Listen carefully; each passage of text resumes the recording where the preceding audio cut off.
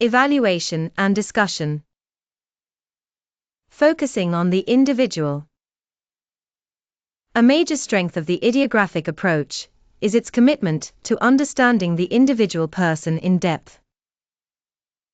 Humanistic psychologists and qualitative researchers have long argued that psychology became overly focused on measurement and general patterns, losing sight of what it means to be a unique human being.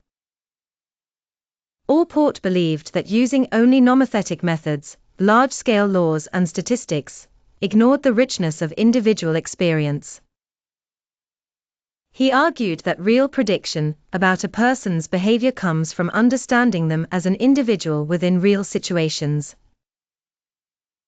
This suggests that concentrating on individuals can lead to more meaningful and insightful explanations. Scientific limitations. A key criticism of the ideographic approach is that its emphasis on subjective experience can make it appear less scientific. This view contributed to the decline of humanistic psychology, which was often dismissed as lacking scientific credibility. Modern psychology places strong value on research that is evidence-based and objective.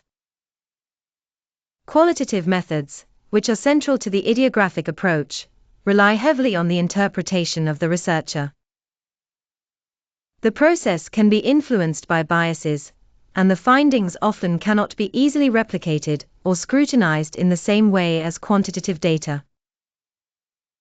Therefore, while ideographic approaches contribute valuable insights, nomothetic methods are better suited to meeting mainstream scientific aims. Ability to make predictions.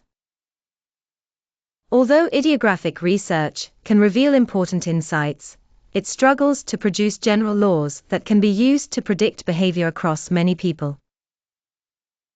For example, an in-depth case study of a person with a mental disorder may help clinicians understand that individual, but it cannot alone form the basis of a general treatment program. Allport argued that ideographic insights contribute to theory building, but broader laws require integration with nomothetic findings. This suggests that nomothetic methods may play a more central role in applications such as clinical treatment. Time demands. Another practical limitation is that ideographic research is often extremely time-consuming.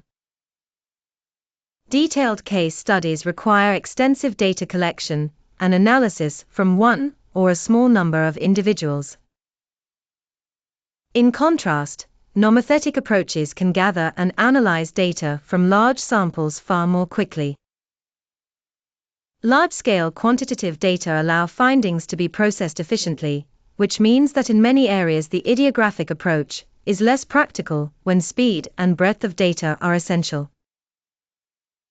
Towards a combined approach. Holt famously argued that the distinction between ideographic and nomothetic approaches is, to some extent, false. Most ideographic studies still rely on some form of classification or comparison, and many nomothetic methods also incorporate qualitative insights. Others, such as Cattell and Eysenck, suggested that the most useful understanding of personality or behavior comes from blending both approaches. Nomothetic laws help create general frameworks, while ideographic insights reveal the individual variations within those frameworks. This supports the view that psychology benefits most when both approaches are used together rather than placed in opposition.